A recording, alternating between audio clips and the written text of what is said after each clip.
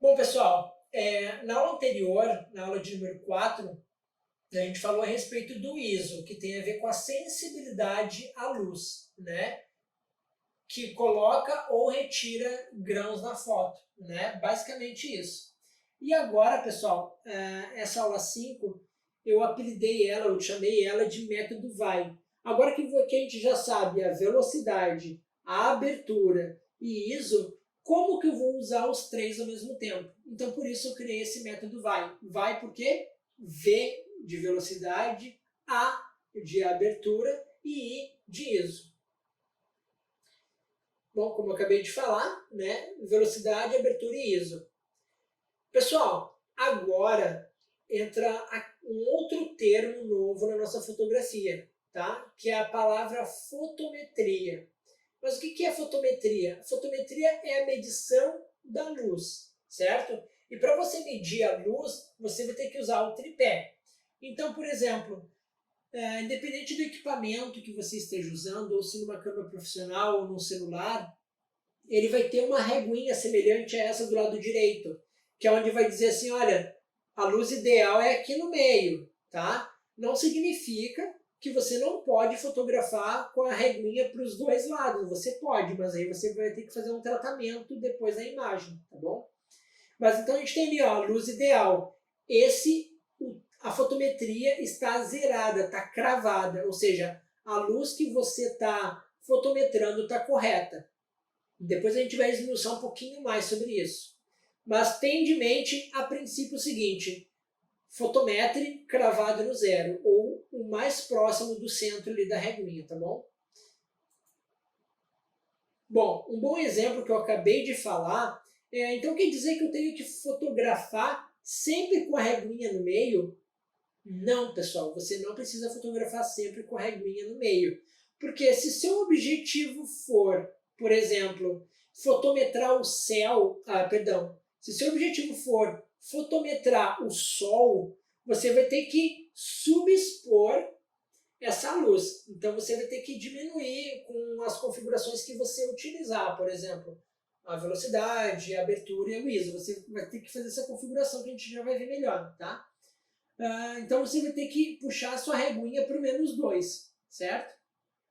Mas se você quer uma imagem uniforme, por exemplo, você vai ter que fotometrar no zero, porque aí dessa forma tanto o sol, quanto o céu e quanto a menina vão estar exposto da forma correta, tá bom? A fotometria vai estar bonita.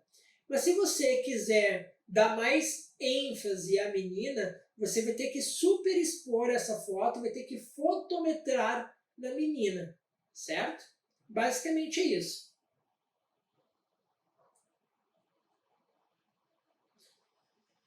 Bom, a respeito do método VAI, tá? Às vezes você pode se perguntar, mas eu quero o céu e a pessoa bem iluminados. Às vezes é difícil mesmo. A gente está fotografando e o nosso céu está estourado ou a pessoa fica estourada. O que você faz? Nós vamos ver mais para frente a respeito de LEDs, rebatedores, iluminadores, tá? Mas basicamente você vai ter que fotometrar no céu para ter uma luz bem fotometrada. Nisso, o seu assunto principal, que é a menina, ele pode ficar subexposto. Então você vai ter que jogar alguma luz nela de alguma forma.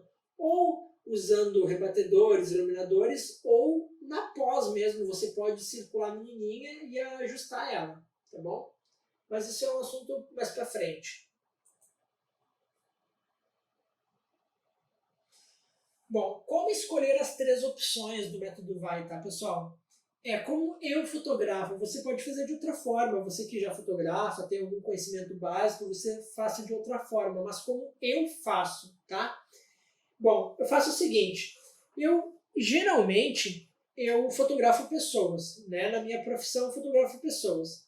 Então, a velocidade, eu sempre seto, eu deixo cravado a minha velocidade em 250, tá bom? Que é geralmente fotos do cotidiano, que são fotos posadas. Mas, por exemplo, você quer fazer uma foto mais artística, com água em movimento, né?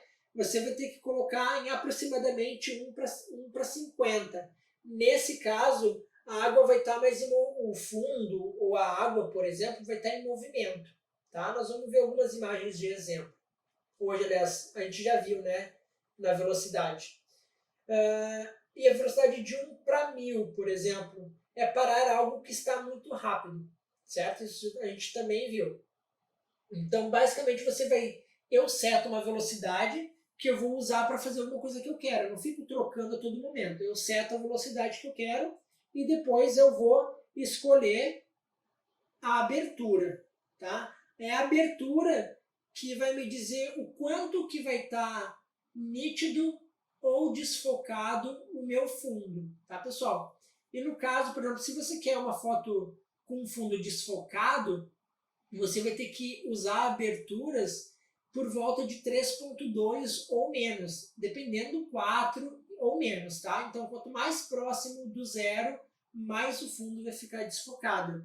E se você quiser o fundo nítido, né, você vai ter que usar aberturas mais fechadas, em torno de 16 para mais, tá bom?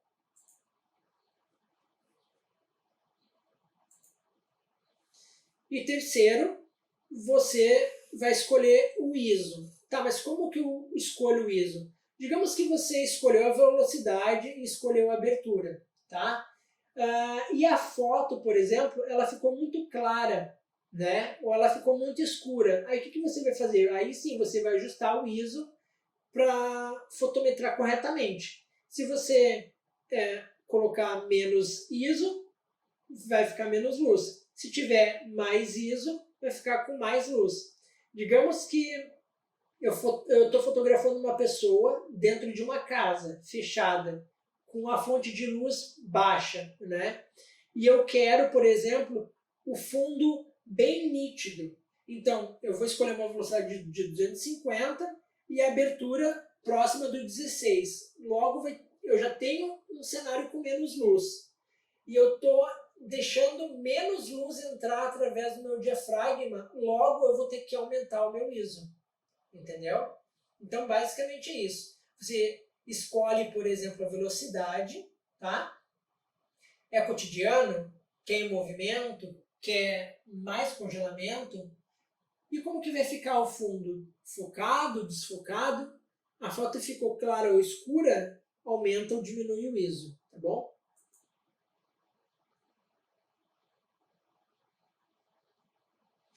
Nem sempre é o que queremos. Às vezes, para ter fotos lindas, temos que abrir mão de alguma variável e privilegiar outras.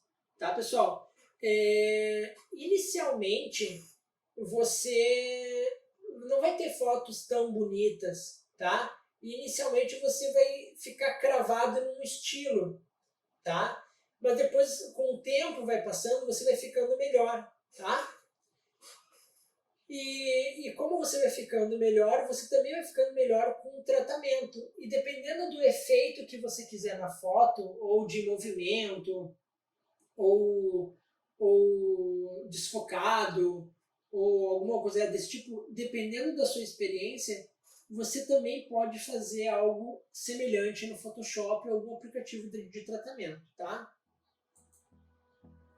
Bom, agora, pessoal, nós vamos usar essas URLs aqui abaixo como fixação, ao contrário das aulas anteriores, que a gente viu imagens.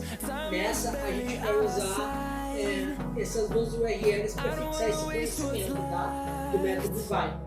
Eu espero que vocês gostem, vai ajudar bastante vocês. É isso aí, espero que vocês tenham gostado. Novamente, avaliem esta aula. Se tiver alguma dúvida, comente aqui embaixo. Um grande abraço e até daqui a pouco.